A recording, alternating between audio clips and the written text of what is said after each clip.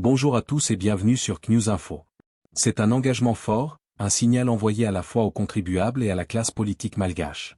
Le colonel Michael Randrianirina, président de la refondation de la République, place son mandat sous le signe de la continuité de l'État. Son credo est simple, aucun arrière-république ne doit plus être jeté par les fenêtres au gré des changements de régime. En inaugurant samedi le nouveau commissariat de Betafo, un bâtiment qui attendait son ouverture depuis de longs mois, le locataire Diavoloa a brisé la tradition des chantiers fantômes.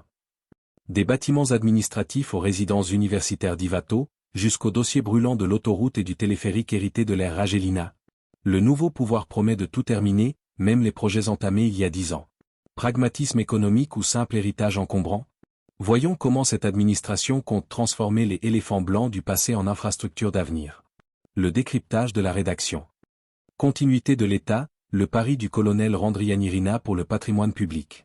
Sous le ciel de Betafo, le discours se veut être celui d'une rupture avec les vieilles habitudes tout en prônant une réconciliation avec l'héritage matériel du pays. Samedi dernier, lors de l'inauguration du nouveau commissariat local, le colonel Michael Randrianirina, président de la refondation de la République, a martelé un principe fondamental, la continuité de l'État. Le zéro abandon comme nouvelle doctrine. Pour le locataire Diavoloa, l'heure n'est plus au chantier fantôme qui jalonne la grande île au gré des alternances politiques.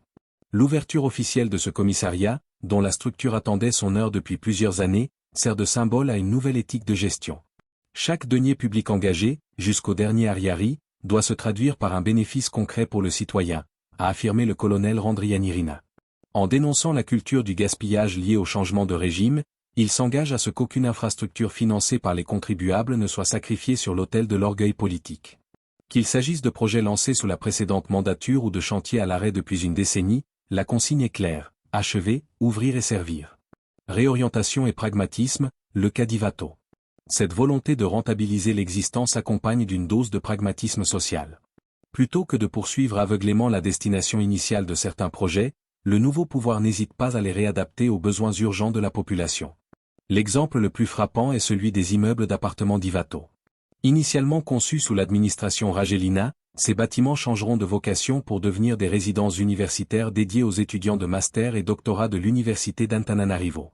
Une manière de répondre à la crise du logement étudiant tout en sauvant un projet immobilier d'envergure. L'épreuve du feu, autoroute et téléphérique. Si la réhabilitation des bâtiments administratifs fait consensus, l'opinion publique attend le colonel sur des dossiers beaucoup plus clivants. L'héritage de l'ancien président Andry Ragelina comporte en effet des projets pharaoniques dont la pertinence économique a souvent été remise en question. L'autoroute Antananarivo-Toamasina, un chantier colossal aux enjeux logistiques majeurs, mais au coût vertigineux. Le transport par câble, téléphérique, un projet urbain déjà financé par des accords de prêt internationaux, mais vivement critiqué pour son aspect jugé non prioritaire face aux urgences sociales. Le colonel Randrianirina pourra-t-il, au nom de la continuité de l'État, mener à terme ces chantiers sans aliéner sa base ou déséquilibrer les finances publiques? En affirmant vouloir terminer toutes les infrastructures, le chef de l'État s'engage sur une voie étroite où l'efficacité technique devra justifier les choix politiques passés. En résumé, les points clés de la nouvelle politique. Axe de travail. Actions prévues. Héritage. Achèvement systématique des chantiers en cours, même vieux de 10 ans. Gestion. Transformation de certains projets immobiliers en logements étudiants. Éthique.